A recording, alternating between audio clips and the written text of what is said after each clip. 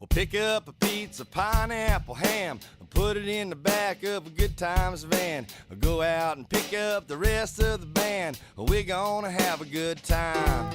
Yeah, Lily of the Valley, Lily. Hi, witches! So today I want to talk to you guys about something that I'm very passionate about, and that is your and my diet.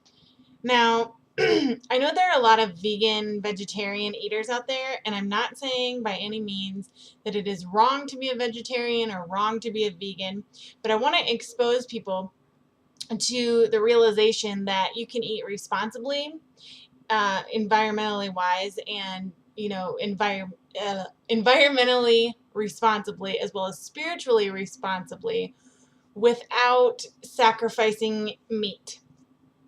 Now, there are many arguments that say that humans have more physiology that relates to a herbivore rather than a carnivore. But in fact, human physiology is a combination of both, suggesting that we are meant to be omnivores.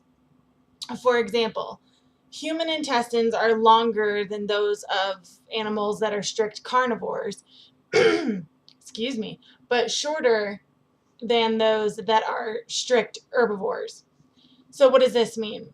Well, this means we have the physiology to digest both. If we were meant to be strict herbivores, we would also have a special colon to process those type of nutrients and hold more of the vegetable nutrients in.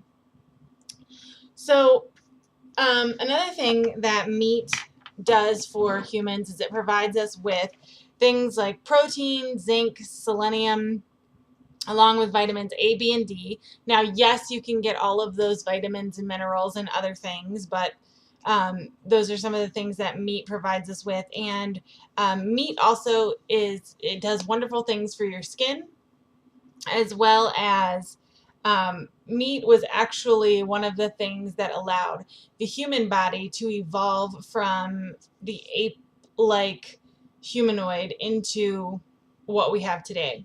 There are a couple of websites that talk about this information, and I will link them below.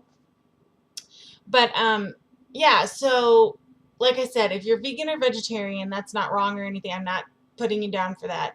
But I am saying that if you want to eat meat, it's perfectly okay. The part I think where we run into problems is if we don't have any balance and we don't, everything in moderation is basically what I'm trying to say. So I suggest eating organic meats, but not just organic meats, humane grass-fed beef and chicken and land mammals that you may consume.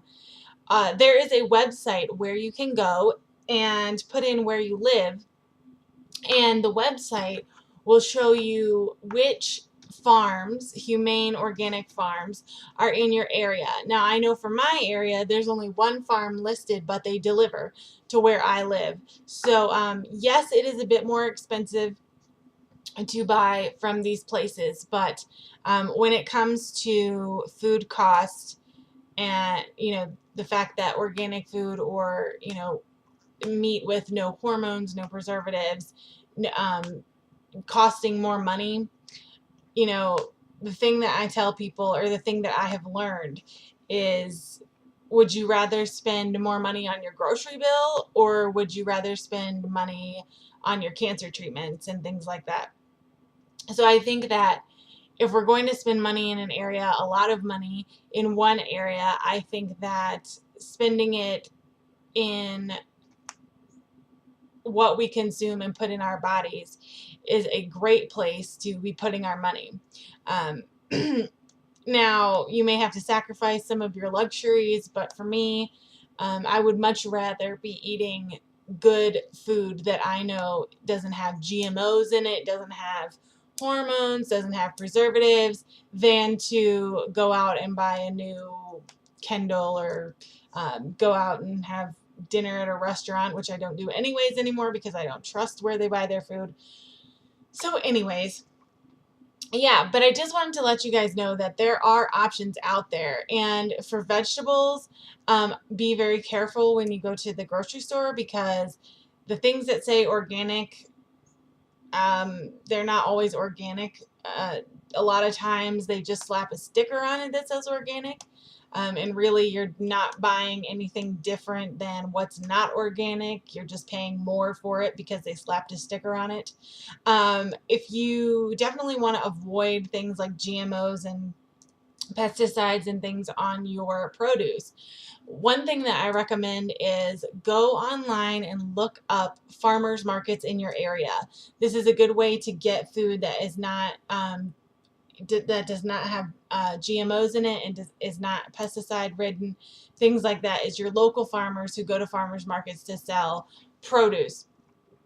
They are also cheaper, and although they're cheaper, they're the real organic. So you're not paying a ton because of the organic sticker, and you're getting probably, even better food than you would get in your organic section of the grocery store.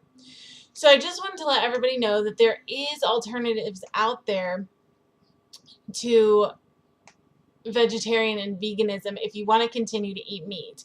Make sure you're doing it. Make sure you're eating meat in moderation. Make sure you're buying it from humane, organic farms.